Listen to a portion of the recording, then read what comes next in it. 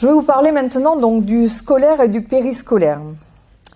Donc au niveau du scolaire et du périscolaire, comme vous avez pu le lire peut-être déjà dans notre programme, bon déjà nous proposons bien entendu de reconduire la dérogation de la semaine de 4 jours qui avait été plébiscitée par 85% des parents, des enseignants et des ATSEM.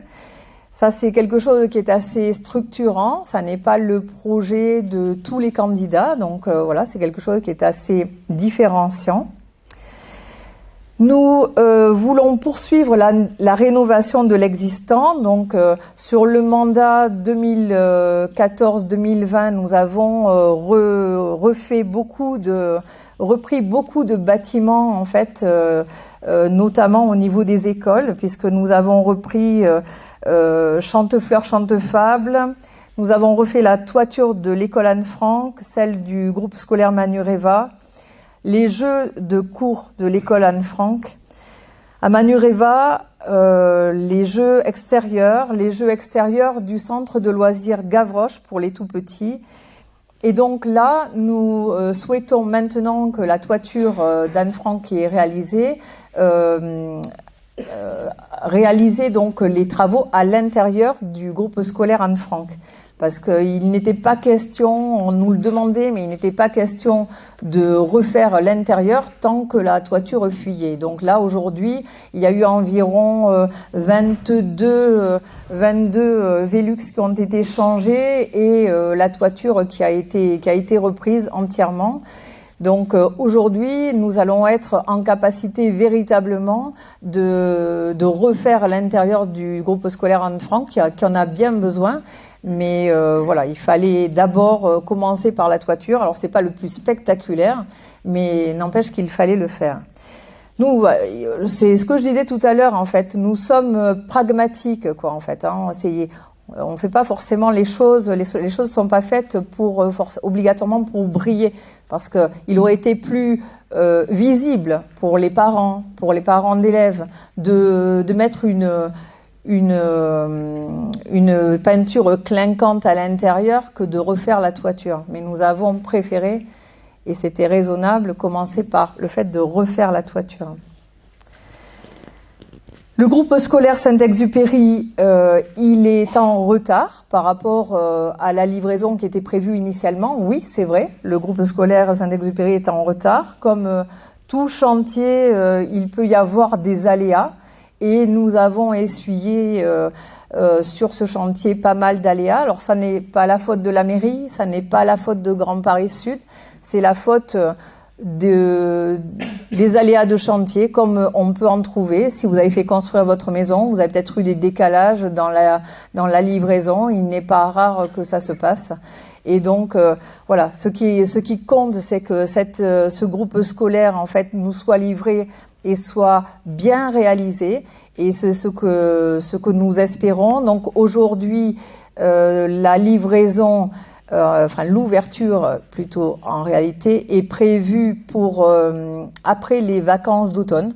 Hein, donc après les vacances d'automne, les enfants vont pouvoir intégrer le groupe scolaire Saint-Exupéry. Donc les affectations dans l'école, parce qu'on entend parler, on entend un peu n'importe quoi à ce sujet, évidemment, elles se feront sur la base du volontariat. Il n'est pas question de forcer des parents à déménager leurs enfants, il n'est pas question de séparer des fratries. Voilà. Quand vous lisez des commentaires de nos oppositions, prenez du recul, essayez de vous demander si ça peut être vrai et si ça nous ressemble. Voilà, parce que bon, déjà, séparer les fratries, ça n'est pas légal, premièrement, et deuxièmement, il ne nous viendrait pas à l'idée de le faire. Donc, les nouvelles classes seront créées à l'intérieur de 4 saisons, et ensuite, elles seront transférées sur le groupe scolaire Saint-Exupéry. Depuis que nous sommes là, nous avons mis en place une restauration de qualité, et nous continuerons à le faire, avec des aliments bio et labellisés et une qualité gustative qui est reconnue de tous, quoi, en fait. Aujourd'hui, ça reste des repas de cantine, mais les repas de cantine se sont largement améliorés.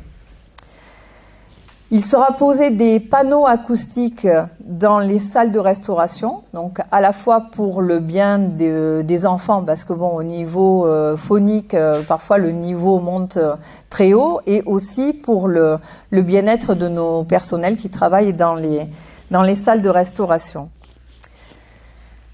Ensuite, nous avons des projets en rapport avec l'écologie et le développement durable, en collaboration, comme je le disais tout à l'heure, avec les enseignants. Et enfin, je vous donne les grandes lignes.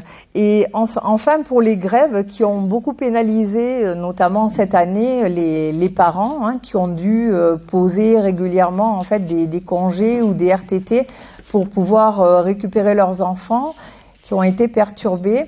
En fait, sachez qu'il y a une nouvelle loi qui en fait a été votée au mois d'août dernier, en 2019, et qui permet, on attendait le décret d'application, et qui va permettre en fait de rentrer en négociation avec les syndicats de manière à ce que il y ait que les agents qui ont le droit de faire grève, bien sûr, il n'est pas question de limiter leur droit de grève, doivent prévenir obligatoirement leur employeur 48 heures à l'avance, de manière à ce que nous sachions qui va être gréviste, combien de personnes vont être grévistes, et de manière à ce que nous puissions instaurer un service minimum d'accueil pour le temps périscolaire, comme il existe aujourd'hui sur le temps scolaire.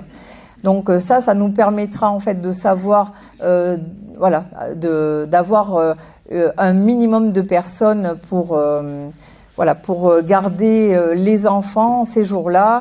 Des choses qui vont s'améliorer pour les parents. Donc nous avons Monsieur Hakan Kayadibi qui vient d'arriver et qui est un nouveau colistier. Voilà. Il arrive directement du travail, donc il était prévu qu'il nous rejoigne dès qu'il le pouvait.